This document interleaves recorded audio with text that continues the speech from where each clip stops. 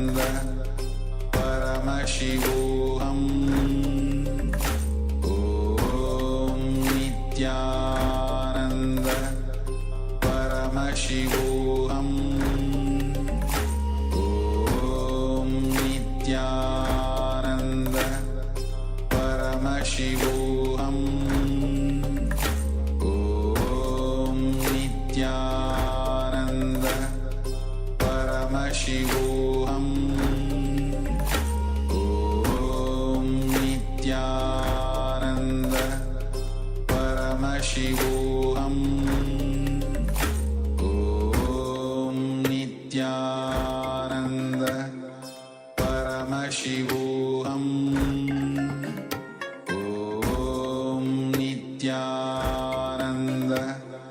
Paramashivoham. Om Nithyananda. Paramashivoham. Om Nithyananda. Paramashivoham. Om Nithyananda. Paramashivoham. Om Nithyananda. Paramashivoham. Om Nithyananda. Paramashivoham. Om Nithyananda. Paramashivoham.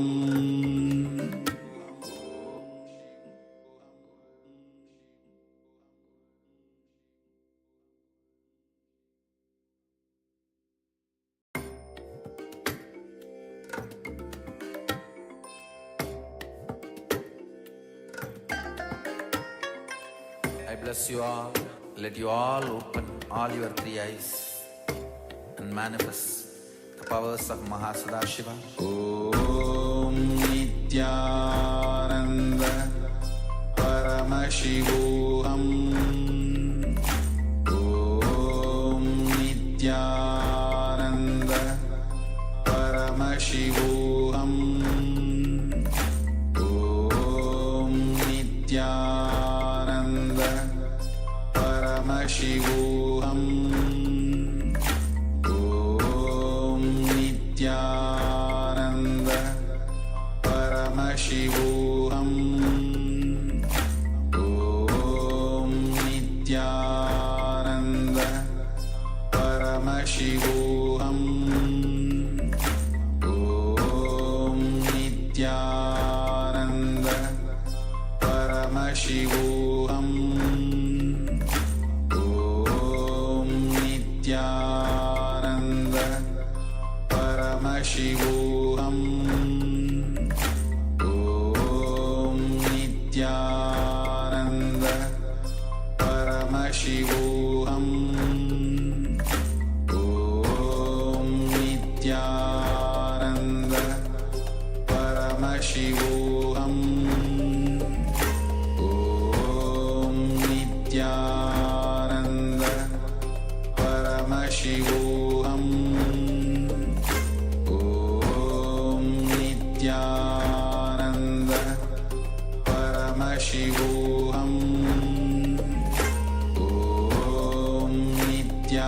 Nithyananda.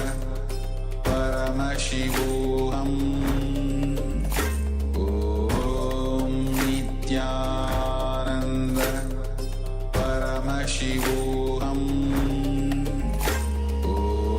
Om